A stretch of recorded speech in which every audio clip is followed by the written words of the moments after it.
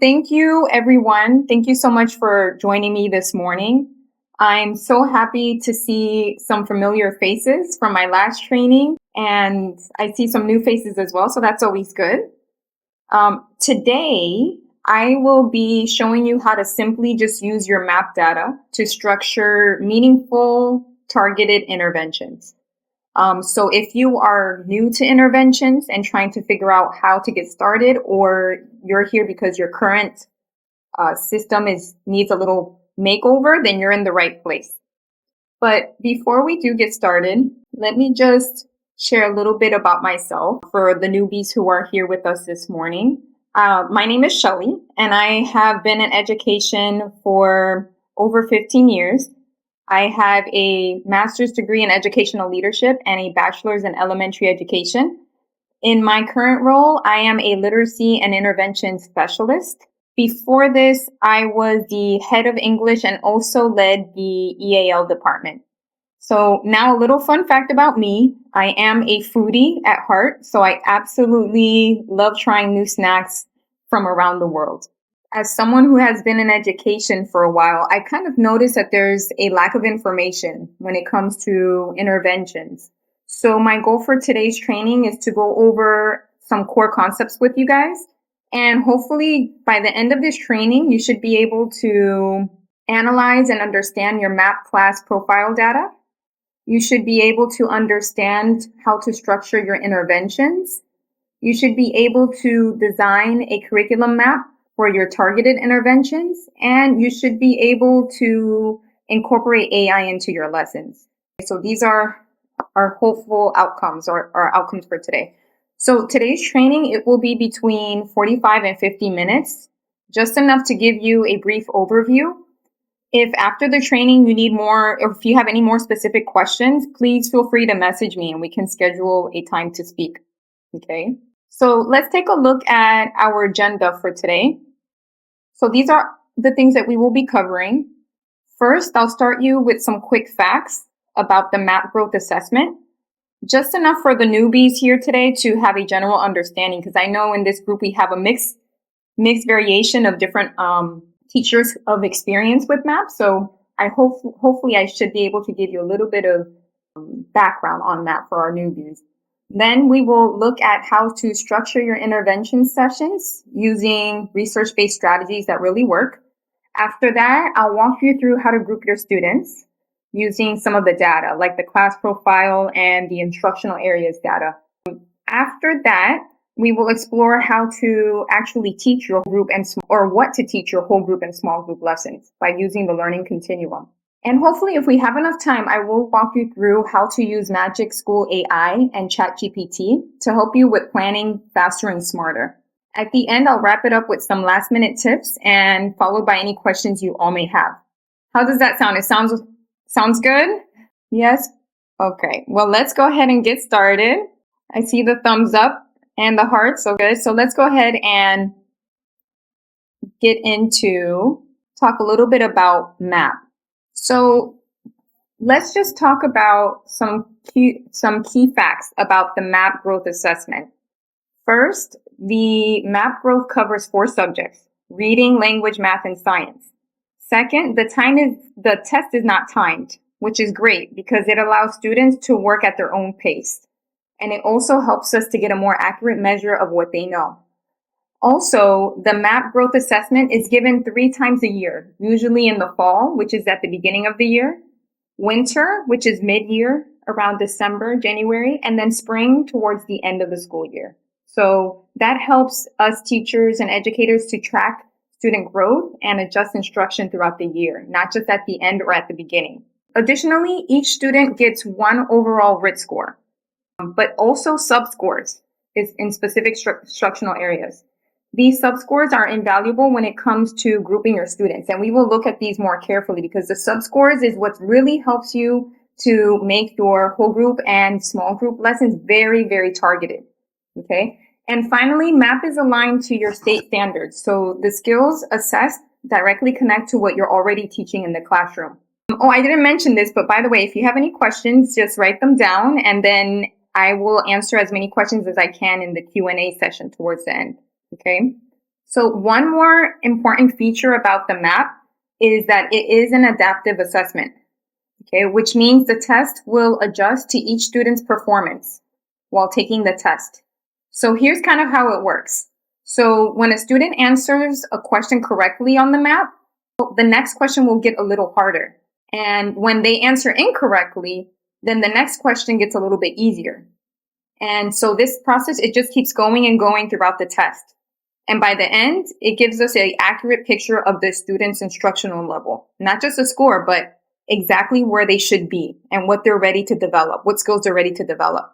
So now that you guys understand a little bit about MAP growth and how it's an adaptive assessment, let's talk about what we're comparing student scores to. So many of you who have used MAP before have seen this chart before, or it must look familiar, but these are the MAP growth norms, and they give us a baseline for where each student is based on their grade level and the testing window for fall, winter, and spring. So let me show you this example here. Here I highlighted grade 6 language norms, because we're going to really be focusing on grade 6 data today. So here you'll see for fall, grade 6 students are expected to earn a 209 on the MAP, on their MAP assessment. Okay. And then in winter, it goes up a little bit and they are expected to earn a 212 on the assessment. And then in spring, it goes up to 214. Okay. And that's just for language, because every box here is for each different subcategory or subject. So this one is reading here. These are the math norms and these are the science norms. All the norms are different for every subject. They're not the same. So you do have to look at each one individually.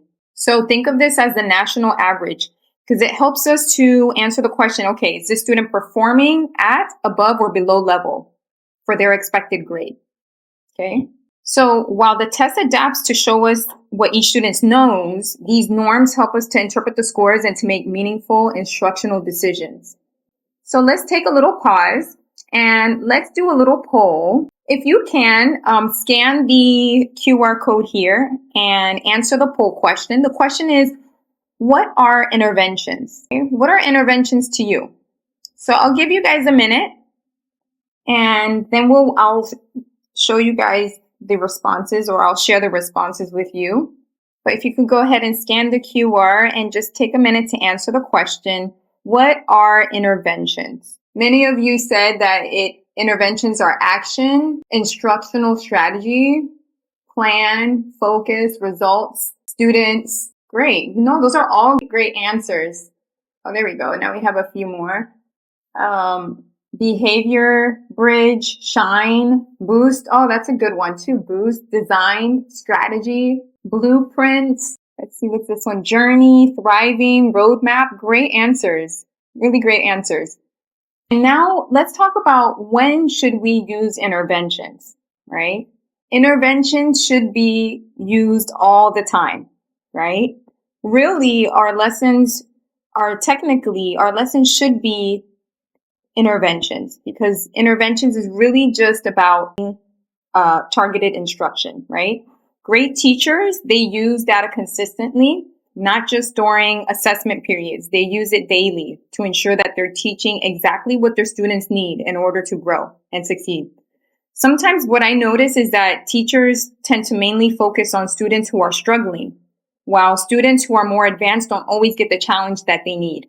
And many schools believe that interventions are just for struggling students, but in reality, interventions should support all students, whether they need a boost, a challenge, or reinforcement. I like to think of it as like a custom tailored suit.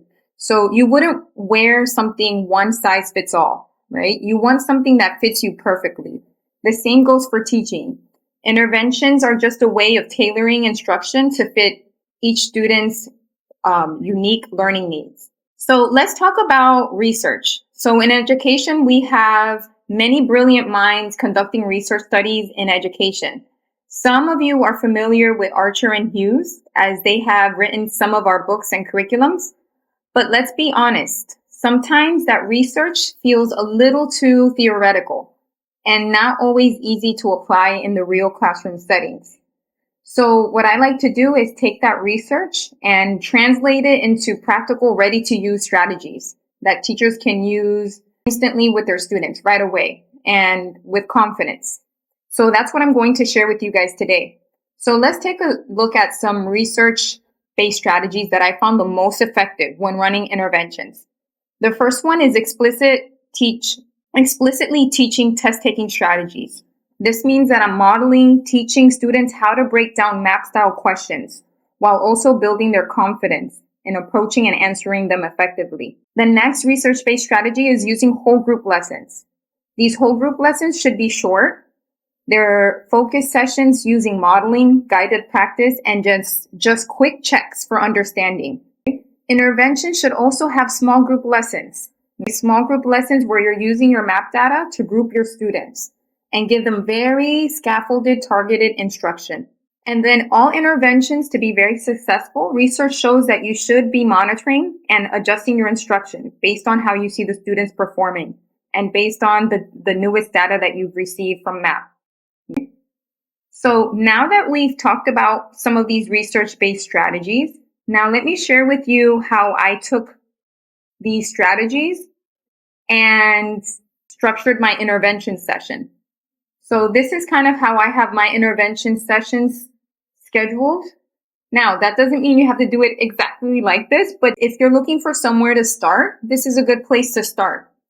You see here, the first 5 to 7 minutes, I give my students bell work, and many of us as educators, we do this already, but for this bell work, I'm making it specifically, I'm giving my students MAP style questions for them to practice seeing these type of questions, and also so that I can practice going over test taking strategies with them.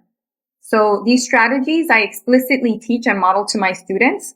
So some of them that I do teach is like process of elimination, looking for clue words in the question, reading all the answer choices before making a decision, because it helps students build familiarity with the test format and it promotes critical thinking. So then after the bell work, and we've gone over the MAP style like questions as a class, then we move into a whole group lesson. This whole group lesson is a high leverage, it's focused on a high leverage skill, which I will show you how you can determine if it's a high leverage skill or not. And it's something that normally appears on the MAP Learning Continuum over and over. And I will share that with you and how to look for that. Okay.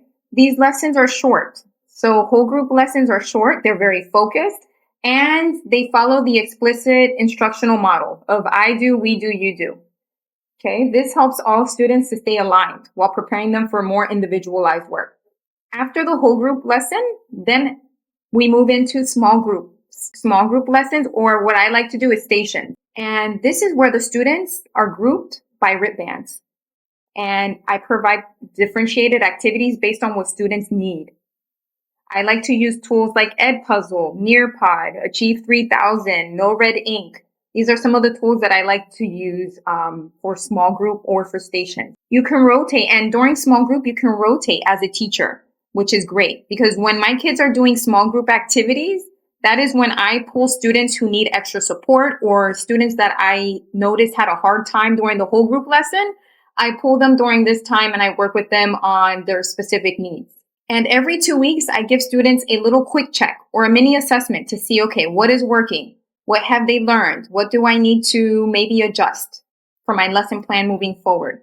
So these are just some MAP resources and I will share this with you all. Actually, I posted these in my LinkedIn teacher group, which is called Educators Empowering Educators.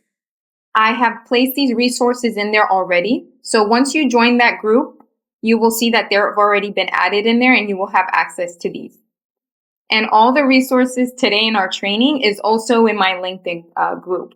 And I will share that with you guys in an email as well, so that way you guys can join and view all the resources from today's training. So go ahead and scan the QR code and answer the question. The question is, what do you think is the difference between whole group and small group lessons? There's no right or wrong answer. This is just a chance to see, okay, how is everyone using these different group structures in their classrooms? So go ahead and take a minute. I'll give everyone a minute and then I'll share the responses. See, what is the difference? I see some of you put, the size and the setting. Yeah, that's a great answer. Someone wrote, whole is general for everyone. Great. Small group is focused. Amazing. And whole group is for everyone. Small group is for specific needs. Great responses. Now we're going to start looking at data.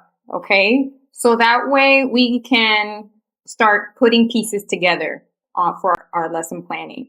So we're going to look at grade 6 class data, and we're going to use this data to help us group students by RIT ranges. We're also going to use it to identify skills for whole group instruction, and also to plan small group or stations lessons that are targeted and meaningful. So as we go through this process, keep in mind, we're not just looking at the data, but we're also trying to see, okay, how can I build my curriculum map on my instruction and aligning the instruction for what my students need to learn next. Okay. So what we're going to be working on is completing this learning continuum here, this curriculum map. Here's a snapshot of the master curriculum map that I created to guide my intervention planning throughout the semester. So I use this format because it really helps me to see what skills do I need to target each week for my whole group lessons, and which skills do I need to focus on for my small group lessons. And it also helps me to gather details in order to plan or coordinate my lesson plan.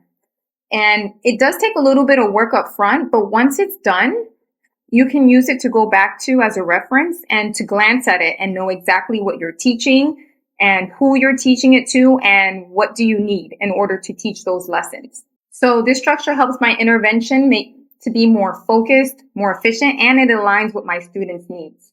So we're going to work on filling this out, and we're going to walk through the steps on how to fill this out. So let's go ahead and start looking at the data. The main report we will use on the NWEA MAP website is the class profile report. And some of you are already familiar with this, but then we do have some newbies in here. And so I have put the steps here on how to access this report, the class profile, because that's the one you will look at to determine, okay, or who's in your small whole group lessons, or what to teach your whole group lessons, what to teach your small group lessons.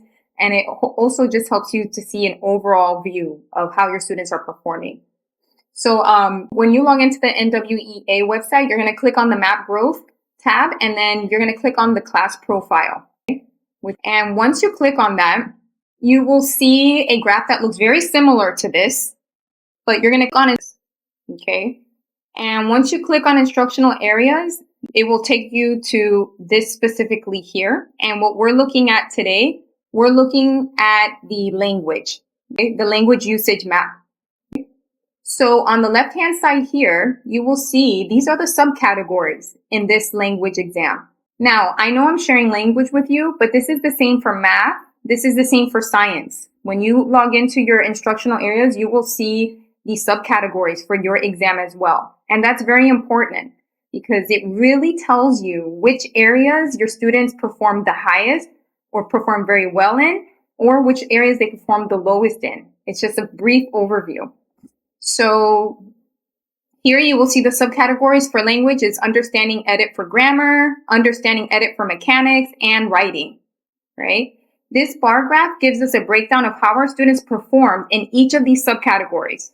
So you see how it has red. The red is for, of course, representing the far below grade level students. The orange represents students who are performing below grade level. Yellow is students who are approaching or just meeting the grade level norms. Sometimes we refer to these as bubble students. That means they're about to meet the goal that they need to meet for their grade level. Green represents students who are exceeding their grade level. And then the blue is students who are highly exceeding the grade level norms. Okay. So here, if we look at the second row, we will see here, this is where my largest red is. You see, I have 34% of my students perform very, very low in this area. And if you think about it, 34 is in the red and 13, which is very low as well, are in the orange. So combine these two things, I have about 50% of my class perform very low in this area. So this tells me right away that this is an area that I want to focus on in my whole group lessons. Okay. And you're going to do the same thing. When you look at your data, you're going to look at the same thing. You're going to look for the red and the orange. When you combine those two areas together, what is the percentage? And whichever one of those areas has the highest percentage, I would recommend for you to start in that area first for your whole group lessons. Okay. So now I have identified that for this group in grade 6, that the lowest area is understanding edit for mechanics. And that's the area that I'm going to focus on for whole group lessons. And you know what? Because many of you guys are new to interventions and you're trying to get started, I would highly recommend that since whatever area your whole group or your whole class is low in, for example, mine was this area of edit for mechanics, I will also focus on this for my small groups. So think about now for whole groups, I'm going to focus on the understanding for edit for mechanics, and in my small groups, I will also focus on this subcategory to start off with. Okay. So now I know what I'm teaching in my whole group and small groups, right? I know the area that I'm going to focus on. So now let's look at the next report that's going to help us to put students in groups. And when you scroll down, this graph is the next one you see when you scroll down from the instructional areas percentiles, which was the graph we just seen on the previous slide. When you scroll down, you will see this. Okay. The same for math, the same for science. Okay. And the same for reading. You will see this graph as well. And you can click on the subcategory, and I have highlighted here the language understanding for mechanics because I've already identified that as the area that I want to focus on for my whole group and small groups. And what this does, it just groups your kids already for you. So it shows you their RIT bands here. So you see here, I have one student in RIT range 181 to 190, and you can see their score here inside the box. It's Ali. His name is Ali, and he scored a 187. Then I have two students who scored 191 to 200, and these are their names. These are their scores. Okay. Then you see I have other RIT ranges too with other students.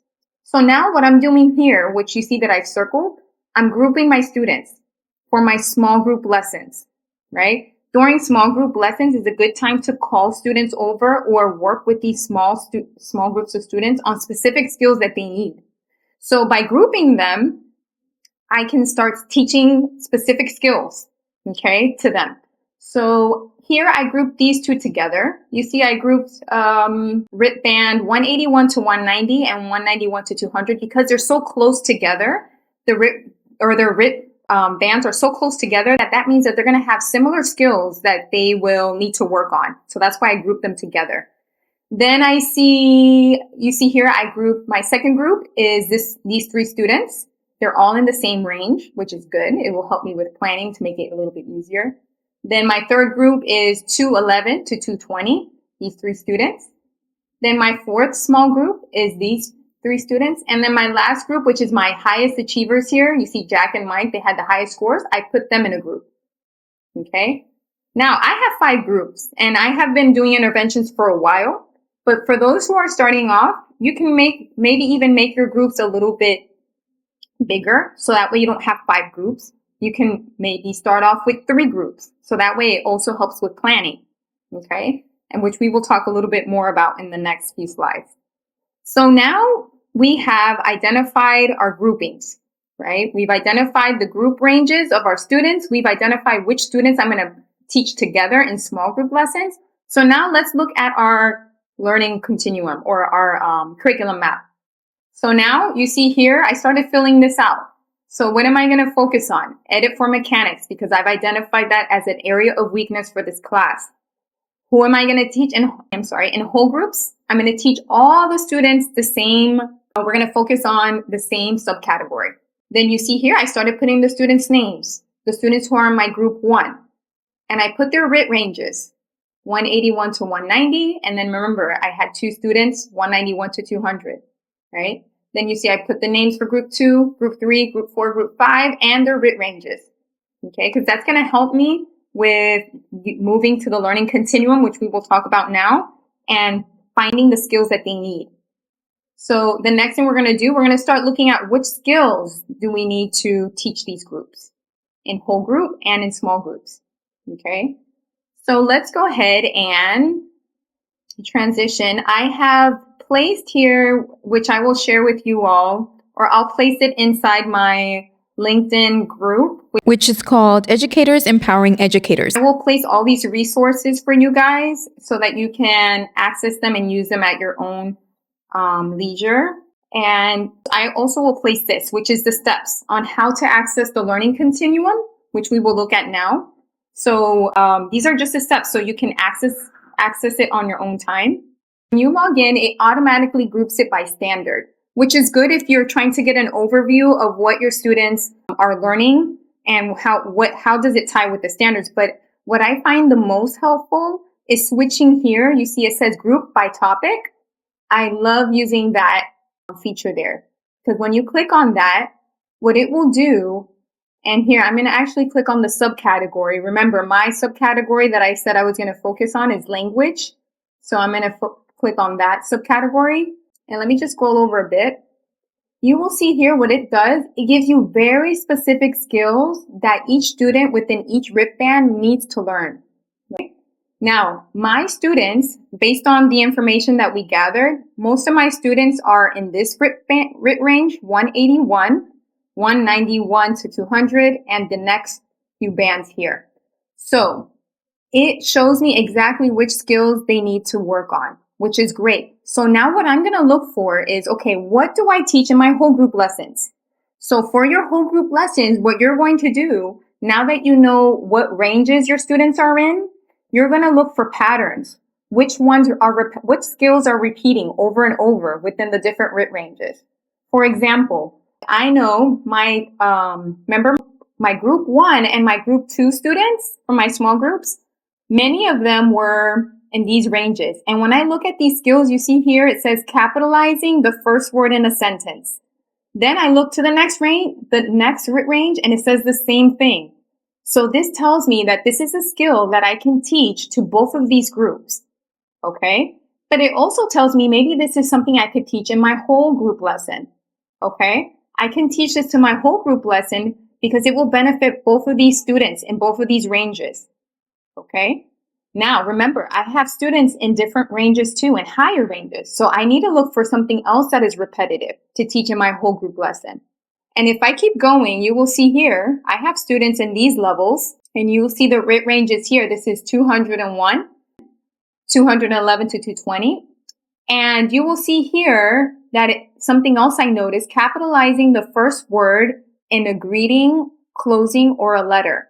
And it repeats again in this next band too. So you see these skills, or this skill is something that multiple students need to know in my class. So this is something else that I may consider teaching whole group. And remember, when you teach whole group, you try to make it as scaffolded as you can. So you want to make sure that you're making it challenging for your lower students, or you want to make sure that it's targeting your lower students. So that's why we're going to stick with capitalizing the first word in a sentence in my whole group lessons for my lower students. But then I'm also going to scaffold in capitalizing the first word in a greeting or closing of a letter for my mid-ability students, right? So then the last thing I need to do is my higher ability students. Remember, I had I had quite a few students who were in these two ranges here, right?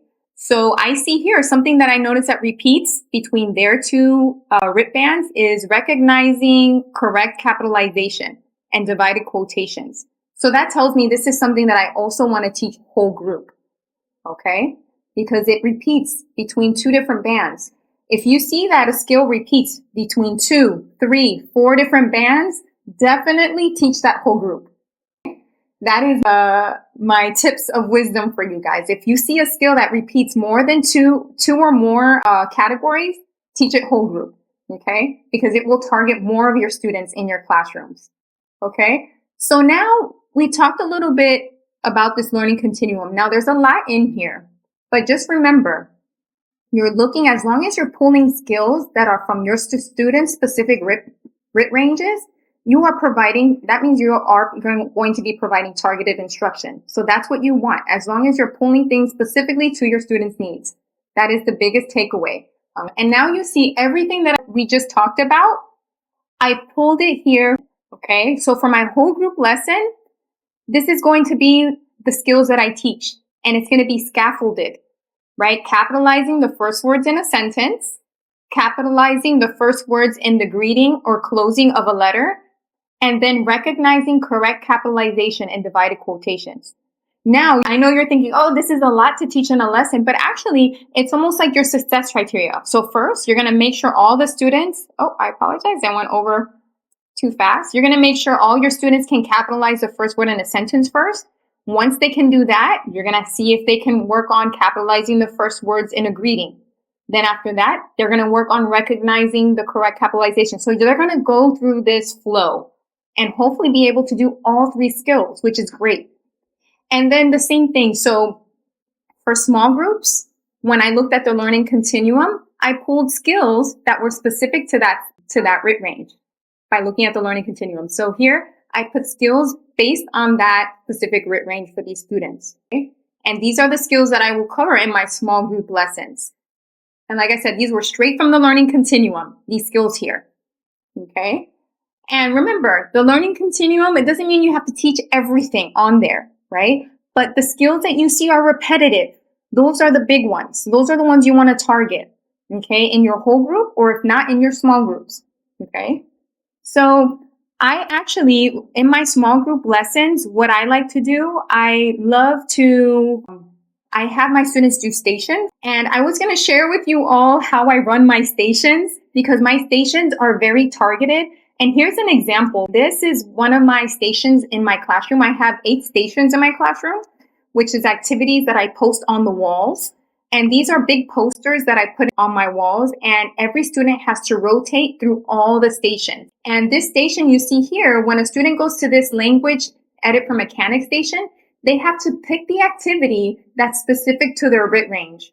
So if one of my students has, let's say for their language score, they had a 215, when they go to do this station activity, they know they have to do this orange activity because it's between their RIT range. And I made sure that this activity that I put here for him is specifically to his needs. Okay. So I actually will be having another workshop on stations only. So if you're interested on how to run stations, especially targeted stations for interventions, I will send out more information on that training coming up. It'll probably be over the summer. And I also want to let everyone know, I actually work with grades 6 through 8. And stations is something that I use with middle school. So it's not just something that you use for primary. It can be used for middle school, and I have even used it in high school too. Just to let you know about some of the resources that I like to use, especially for small groups. Because remember, during small groups, you need to make sure that your kids are working independently on targeted skills, right? I have them work independently. So that way it gives me time to pull students little by in their groups and work with them on maybe a specific skill or maybe to reteach something that I noticed they struggled with.